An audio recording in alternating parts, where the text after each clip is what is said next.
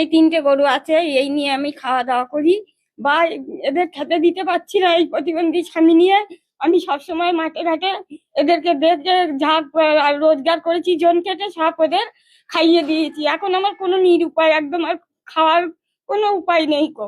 আমি দিন রাত এদের চিন্তায় মাথা ঘুরছি, আমি আর উঠতে পারছি না কো।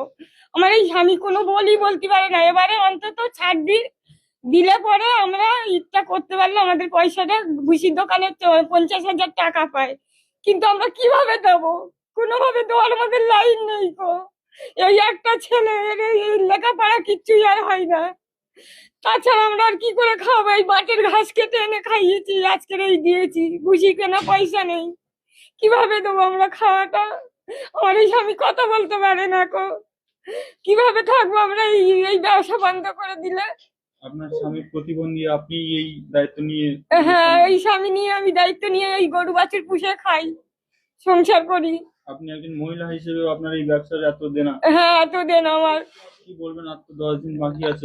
আমি আমি চাই, আমরা চাইছি যাতে আমাদের ছাড় দিয়ে দেয়। এবার ছেলের মতন আমরা আর করবো না, যেমন খাটে খুটে জন দিয়ে খাইছি তেমন খাবো।